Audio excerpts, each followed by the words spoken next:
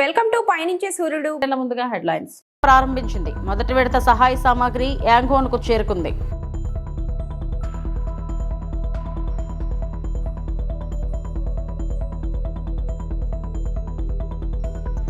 మంగళగిరిలోని పార్టీ కేంద్ర కార్యాలయంలో టీడీపీ 43వ ఆవిర్భావ వేడుకల్లో పాల్గొన్న సీఎం చంద్రబాబు. వల్లభనేని వంశీకి పోలీస్ కస్టడీ, కాంకిపాడు పిఎస్కు తరలింపు. భూకంప బాధిత మయన్మార్కు సహాయం చేయడానికి భారతదేశం ఆపరేషన్ బ్రహ్మను ప్రారంభించింది మరియు మొదటి దశను పంపబడింది. దాదాపు 15 టన్నుల సహాయ సామాగ్రిని మోసుకెళ్లే భారత వైమానిక దళం C-130J విమానం మార్చి 29న మయన్మార్లోని యాంగాన్లో ల్యాండ్ అయింది. ఈ ప్యాకేజీలో టెంట్లు, దుప్పట్లు, స్లీపింగ్ బ్యాగులు, ఆహార ప్యాకెట్లు, పరిశుభ్రత కిట్లు, జనరేటర్లు మరియు అవసరమైన మందులు వంటి 15 టన్నుల సహాయ సామాగ్రి ఉన్నాయి.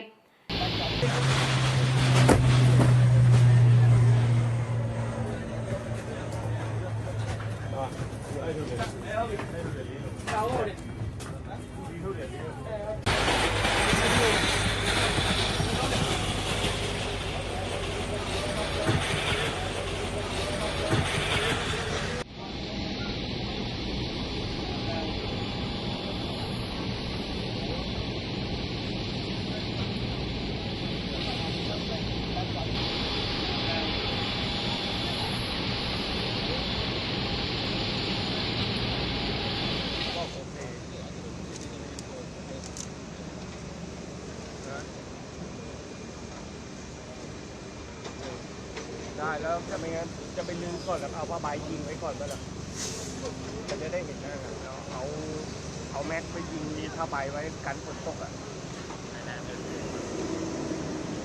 ครับ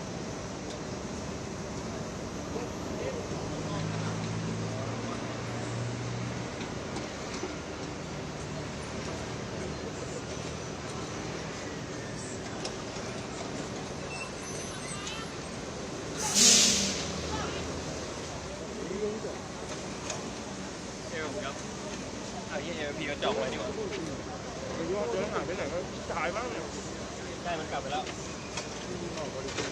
รอซาร่ามาตอนแรกผมคิดว่าวันนี้คือรถมันไม่ติดพี่สาวบอกไปดีกว่าอะไรเงี้ยพี่สาวรถยนต์เข้าไม่ได้รถยนต์มันก็เข้าไม่ได้เข้าไปได้นะเข้าดีด้วยครับ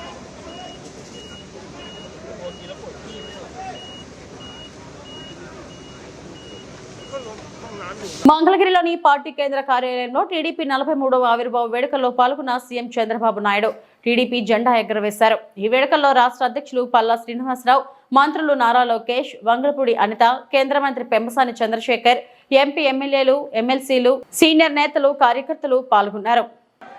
నారా చంద్రబాబు నాయుడు గారి నాయకత్వం, నారా చంద్రబాబు నాయుడు గారి నాయకత్వం. ఒకప్పుడు మనం ఒకసారి ఆలోచిస్తే ఈ పార్టీకి మనందరం వారసులం. ఈ విషయం మీరందరూ గుర్తుపెట్టుకోవాల్సిన అవసరం ఉంది. నేను కూడా ఈ పార్టీకి ఒక అధ్యక్షుడిని, ఒక టీం లీడర్ని మాత్రమే. నా ఆలోచన తెలుగుదేశం పార్టీ శాశ్వతంగా ఉండాలి. తెలుగు వారున్నంత వరకు తెలుగు వారి కోసం తెలుగుదేశం పార్టీ ఉంటుంది. దాంట్లో ఏ మాత్రం అనుమానం లేదు. మన అందరం వారసులం మాత్రమే గాని పెత్తందారులు మాత్రం కాదు. ప్రతి ఒక్క కార్యకర్తకు న్యాయం చేసి తిరిగి ఈ సాంప్రదాయాన్ని భావితరాలకు అందించవలసిన బాధ్యత మనందరి పైన ఉందని చెప్పి మరొకసారి విజ్ఞప్తి చేస్తున్నా.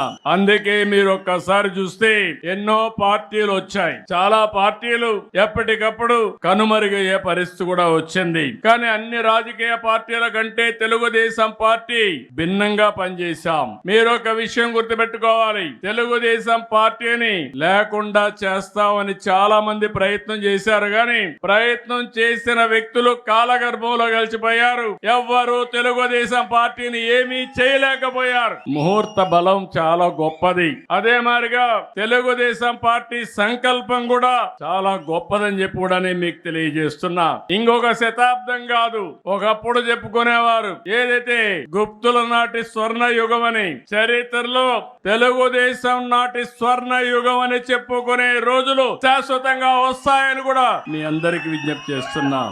4 దశాబ్దాలు 43 సంవత్సరాలు ఎన్నో సంక్షోభాలు వచ్చాయి. ప్రతి ఒక్క సంక్షోభాన్ని అవకాశంగా తీసుకున్నాం. అదే సమయంలో ఎన్నో సవాళ్లు అధిగమించాం. దానికి కారణం వేదిక పైన ఉండే వాళ్ళకంటే వేదిక కింద నుండే కార్యకర్తలే ముఖ్యం అని చెప్పి కూడా మీకు తెలియజేస్తున్నా. అందుకని పార్టీని ప్రాణంగా బతికే పసుపు సైనికులందరికీ నా అభినందనలు. మనస్ఫూర్తిగా పాదాభివందనం చేస్తున్నా. మీ అందరికీ సెల్యూట్ చేస్తున్నా. పార్టీ సంస్కరణలపై టీడీపీ జాతీయ ప్రధాన కార్యదర్శి నారా లోకేష్ కీలక వ్యాఖ్యలు చేశారు. 3 సార్లు ఒకే పదవిలో ఉన్నవారు ఆ తర్వాత స్థాయికి వెళ్లాలి లేదా బ్రేక్ తీసుకోవాలన్నారు. 4వసారి పార్టీ జాతీయ ప్రధాన కార్యదర్శిగా ఉన్న తన నుంచే ఈ సంస్కరణ ప్రారంభించాలని పార్టీ అధినేత చంద్రబాబుకు ప్రతిపాదించారు.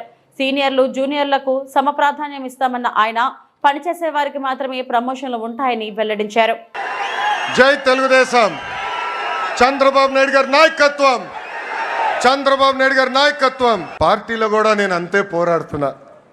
నా లక్ష్యం ఒకటే, పార్టీ కోసం అహర్నిశలు కష్టపడిన కార్యకర్తల నాయకులకి గుర్తింపు ఉండాలి. గ్రామ స్థాయి నాయకులు రాష్ట్ర స్థాయికి ఎదగాలి. పాలిట్ బ్యూరో రూమ్లో అడుగు పెట్టాలనేదే నా లక్ష్యం. పార్టీ ముందు ఒక ప్రతిపాదన ఉంచాను.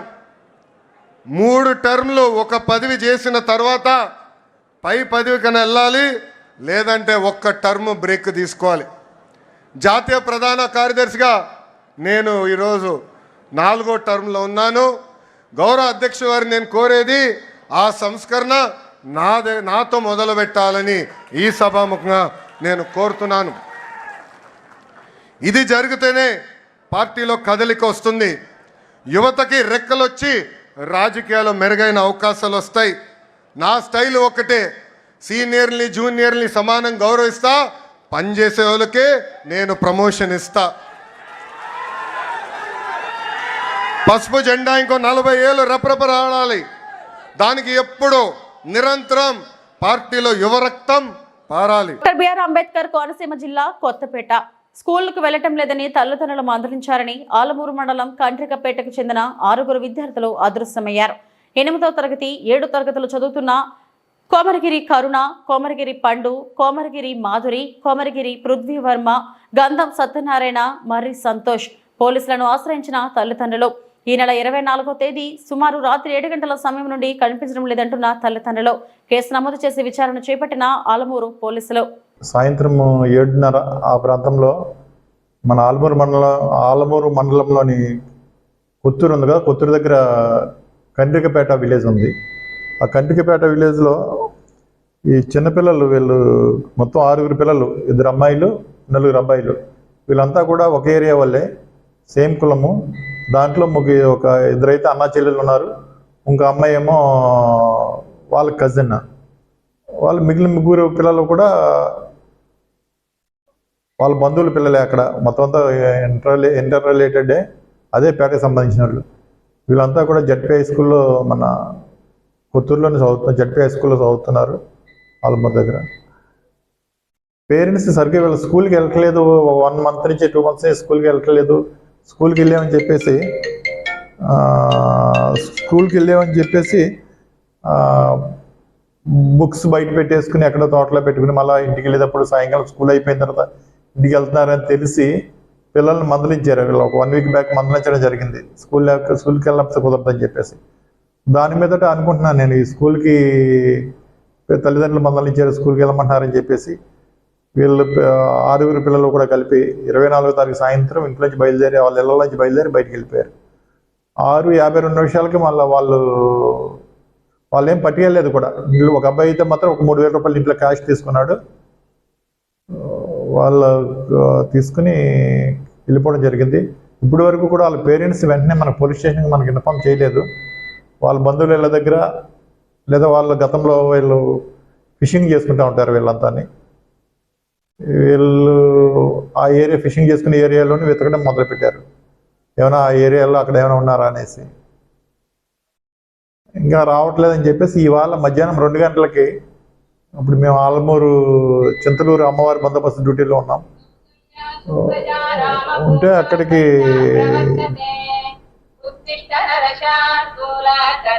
అక్కడికి ఇన్ఫర్మేషన్ వచ్చింది. మా వీళ్ళ పేరెంట్స్ వచ్చి ఇలా పోలీస్ స్టేషన్లో రిపోర్ట్ ఇచ్చారని. ఇమీడియట్గా ఎస్ఐ గారు, సిఐ గారు, నేను వచ్చి వాళ్ళతో మాట్లాడి ఒక రిపోర్ట్ తీసుకున్నాం. తీసుకుని వీళ్ళ దగ్గర సెల్ ఫోన్స్ కూడా లేవు. వీళ్ళు ఎక్కడికి వెళ్ళారనేసి ఒక టీమ్స్ ఫామ్ చేసి విజయవాడ ఒక టీము, అలాగే రాజమండ్రి, విశాఖపట్నం ఒక టీము కూడా పంపించడం జరిగింది. అలాగే రావులపాలెం బస్ స్టాండ్లో కూడా సీసీటీవీ ఫుటేజ్, సీసీటీవీ మండపేట ఇవన్నీ ఏరియాలో కూడా వెరిఫై చేస్తున్నాం. అలాగే మొత్తం ప్రింట్ మీడియా, ఎలక్ట్రానిక్ మీడియా కూడా ఇన్ఫర్మేషన్ ఇచ్చాం. మొత్తం అంతా ఈ పిల్లల ఫోటోలతో సహా వీళ్ళని ట్రేస్ అవుట్ చేస్తే మాకు ఫోన్ చేసిన మా ఫోన్ నెంబర్లు కూడా ఇచ్చాం. సిఐ గారిది, ఎస్ఐ గారిది, నాది కూడా నెంబర్లు ఇచ్చాం. ఎవరికైనా కనపడితే వీళ్ళంతా ఒక చోట ఉంటారు కాబట్టి మాకు ఇమీడియట్గా మాకు ఫోన్ చేసినా, లేకపోతే వాళ్ళని తీసుకెళ్ళి లోకల్ పోలీస్ స్టేషన్లో ఎక్కడైనా అప్పగించినా వాళ్ళని మళ్ళీ వెనక్కి తీసుకొస్తాం. పార్టీలు అయితే తిరుగుతున్నారు. మొత్తం అందరికీ కూడా విజయవాడ పోలీసులకు కూడా, రైల్వే పోలీసులకు కూడా ఇన్ఫర్మేషన్ ఇవ్వడం జరిగింది. చర్చస్ జరుగుతున్నాయి. అలాగే ఎవరైనా మాకు ఈ పిల్లల గురించి ఆచూకీ ఇస్తే వీళ్ళకి తగిన బహుమతి, ఇన్ఫర్మేషన్ ఇచ్చిన వాళ్ళకి ఒక 10,000 రూపాయల వరకు కూడా బహుమతి కూడా ఇస్తాను. సూళ్లూరుపేట నియోజకవర్గ బీజేపీ క్రియాశీల సభ్యుల సమావేశం. ముఖ్య అతిథులుగా సామంచి శ్రీనివాస్. సూళ్లూరుపేట తిరుపతి జిల్లా సూళ్లూరుపేట పట్టణంలోని అలవల కళ్యాణ మండపం నందు శుక్రవారం బీజేపీ నియోజకవర్గ క్రియాశీల సభ్యుల సమావేశం బీజేపీ మండల కన్వీనర్ తాటిపర్తి ఆదినారాయణ రెడ్డి ఆధ్వర్యంలో ఘనంగా నిర్వహించారు.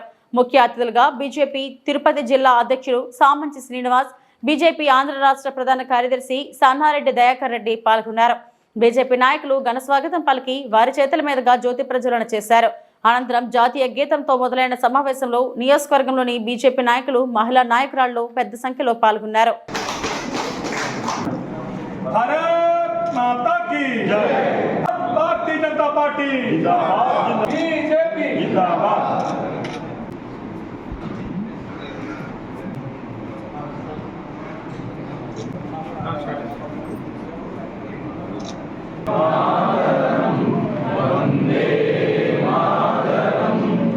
माता की जय।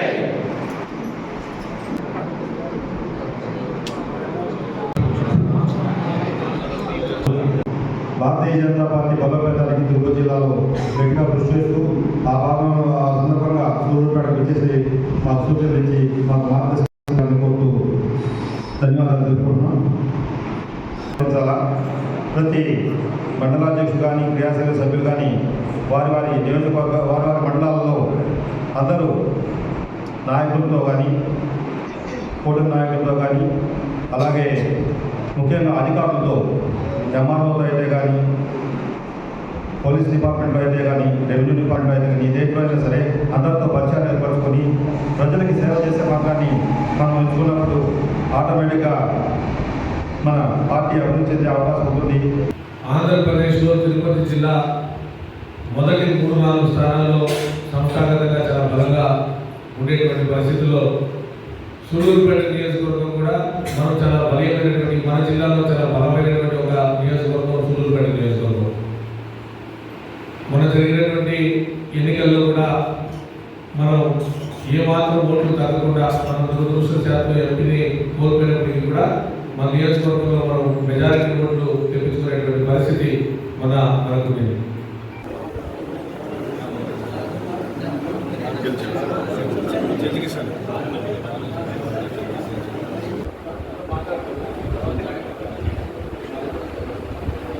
భారతీయ జనతా పార్టీ యొక్క పునర్నిర్మాణం యొక్క కార్యక్రమం ప్రతి 3 సంవత్సరాలకు ఒకసారి మనం సాధారణ సభ్యత్వంతో ప్రారంభించుకోవడం జరుగుతుంది.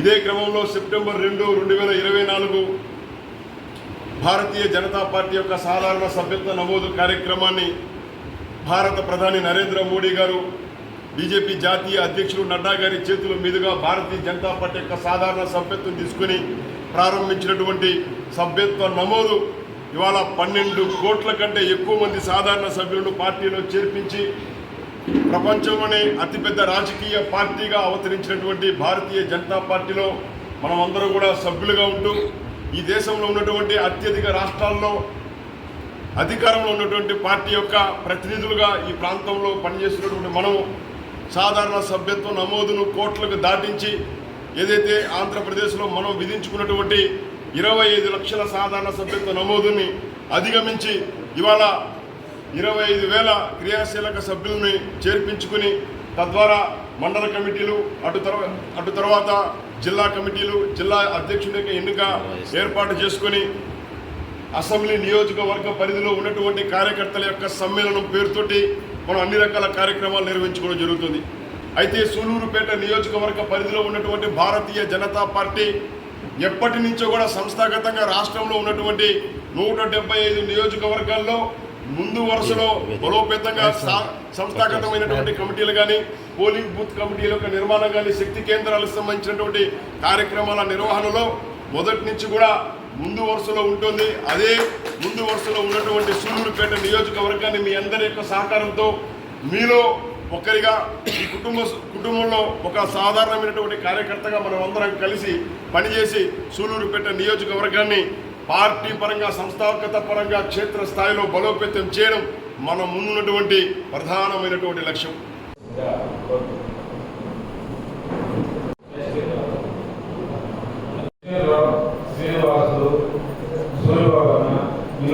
పశ్చిమ గోదావరి జిల్లా తణుకు మాజీ మున్సిపల్ చైర్మన్ ముల్లపూడి రేణుకా నేతృత్వంలో కౌన్సిల్ ఏర్పడి 25 సంవత్సరాలు పూర్తి చేసుకున్న సందర్భంగా కౌన్సిల్ సమ్మేళనం ఏర్పాటు చేసినట్లు ఆమె తెలిపారు. మొట్టమొదటి మున్సిపల్ మహిళా చైర్పర్సన్ ప్రమాణ స్వీకారం చేసిన సమయంలో తన కౌన్సిల్ సభ్యులను సత్కరిస్తున్నట్లు తెలిపారు.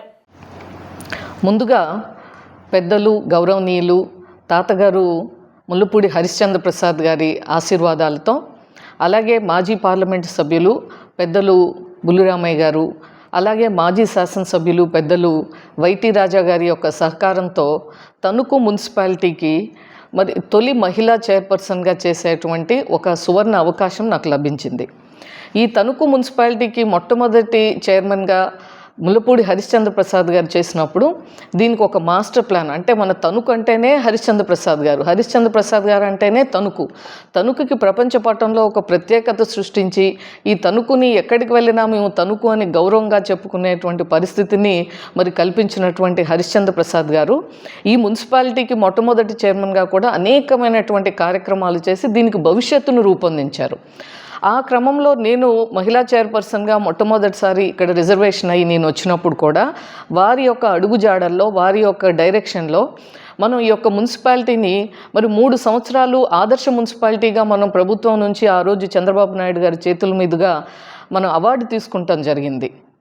ముఖ్యంగా చూస్తే అప్పుడు మనం ఈ మున్సిపాలిటీ అనగానే మనకి పౌర సేవలు మనం టైంకి అందించాలి, సకాలంలో సరైనటువంటి విధంగా ఇబ్బంది లేకుండా చర్యలు మన యొక్క సేవ ఉండాలనేటువంటి దృక్పథంతో ఆ రోజు ఒక సిటిజన్ చార్టర్ అనేటువంటిది పెట్టి విత్ ఇన్ గివెన్ టైం మనం సర్వీసెస్ ఇవ్వాలి, ఇవ్వకపోతే పెనాల్టీ మనము పే చేసేటువంటి పరిస్థితి ఉండాలి అని చెప్పి అక్కడితో మొదలుపెట్టి ప్రజలు కోరుకునేటువంటి శానిటేషన్ కానీ, క్లీన్ అండ్ గ్రీన్ కానీ, పార్కుల్ని డెవలప్మెంట్ చేయటం కానీ దానిలో భాగంగానే మనం చూస్తే ఈరోజు ఎన్టీఆర్ పార్క్ మనకి తణుకులో అందరూ ఒక ఫ్యామిలీ కలిసి వెళ్ళటానికి ఎక్కడికి ప్లేస్ లేదు, ఒక ఎంటర్టైన్మెంట్ లేదు, పిల్లలకు ఆడుకోవటానికి లేదు అని చెప్పి ఆ రోజు ఎన్టీఆర్ పార్క్ని గెయిల్ వారి యొక్క సహకారంతో 15 లక్షలు వాళ్ళ CSR ఫండ్ తోటి ఈరోజు మనం ఉన్నటువంటి ఒక అందమైన ఎన్టీఆర్ పార్క్ని మనం ఏర్పాటు చేసుకుంటాం జరిగింది. అదేవిధంగా ఆ రోజు మనం అనేక విషయాల్లో ఒక రిఫార్మ్స్, ఒక ఫస్ట్ టైం మనం సెంట్రల్ లైటింగ్ సిస్టమ్ని మనం తణుకు మున్సిపాలిటీలో ఏర్పాటు చేసుకున్నాం.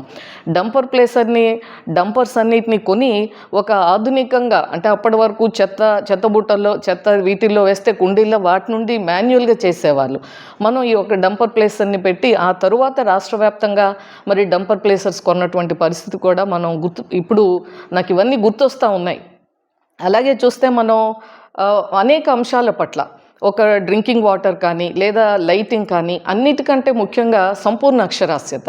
అప్పుడు ఒక లిటరసీ క్యాంపెయిన్ జరిగితే తణుకు మున్సిపాలిటీలో ప్రతి ఒక్కరూ చదువుకోవాలి, మహిళలు ముఖ్యంగా వాళ్ళు సంతకం పెట్టేటప్పుడు డ్వాక్రా మహిళలు కానీ ఇతరత్ర ఎవరైనా సరే వాళ్ళు ఒక దాని మీద సంతకం పెడుతున్నారంటే ఏ పేపర్ మీద వాళ్ళు సంతకం పెడుతున్నారో వాళ్ళు స్వతహాగా చదువుకొని వాళ్ళు సంతకం పెట్టాలి అని చెప్పి ఆ రోజున కలెక్టర్ మన పూనం మాల్కొండే గారు, మేము మున్సిపాలిటీ తరపున అనేక కార్యక్రమాలు చేపట్టి మొట్టమొదట మరి కంబైన్డ్ స్టేట్లో టోటల్ లిటరేట్ టౌన్ కింద తణుకు మున్సిపాలిటీని గుర్తించి ఆ రోజు దానికి కూడా అవార్డు ఇవ్వటం జరిగింది.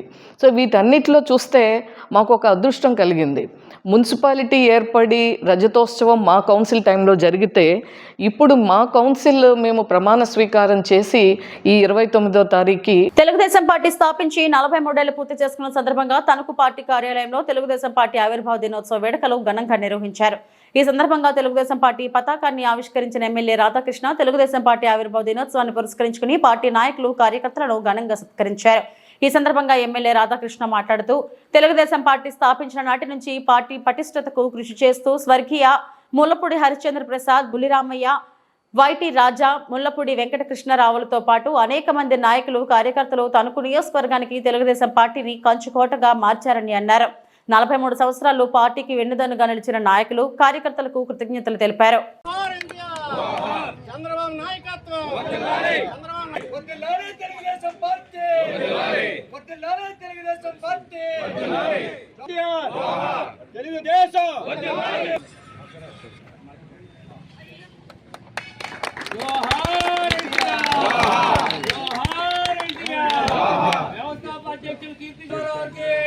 చేసినటువంటి తణుకు నియోజకవర్గ తెలుగుదేశం పార్టీ కుటుంబ సభ్యులందరికీ కూడా హృదయపూర్వక నమస్కారాలు, స్వాగతం తెలియజేసుకుంటూ తెలుగుదేశం పార్టీ ఆవిర్భావ దినోత్సవం సందర్భంగా తణుకు నియోజకవర్గ ప్రజలకు, తెలుగుదేశం పార్టీ కుటుంబ సభ్యులందరికీ ఆవిర్భావ దినోత్సవ శుభాకాంక్షలు తెలియజేసుకుంటున్నా.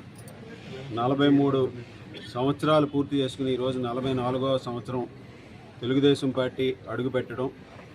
44 సంవత్సరాల క్రితం స్వర్గీయ నందమూరి తారక రామారావు గారు ఆ రోజు దేశంలోనే రాష్ట్రంలోనూ ఉన్నటువంటి పరిస్థితుల్లో కాంగ్రెస్ పార్టీ ఆ రోజు తెలుగువారిని ఏ విధంగా అవమానాలకు గురి చేస్తుందో దాని నుంచి ఒక ఆత్మగౌరవ నినాదంతో తెలుగుదేశం పార్టీని స్థాపించి కేవలం 9 నెలల్లో రాష్ట్రంలో అధికారంలోకి వచ్చి అప్పటి వరకు ఉన్నటువంటి పెత్తందారీ వ్యవస్థల్ని ఈరోజు అధిగమించి తెలుగుదేశం పార్టీ ద్వారా పేద, బడుగు, బలహీన వర్గాలకి రాజ్యాధికారానికి తీసుకొచ్చినటువంటి వ్యక్తి నందమూరి తారక రామారావు గారు. తెలుగుదేశం పార్టీ ద్వారా తెలుగుదేశం పార్టీ స్థాపించిన తర్వాత ప్రపంచవ్యాప్తంగా తెలుగువారికి గుర్తింపు తీసుకొచ్చింది.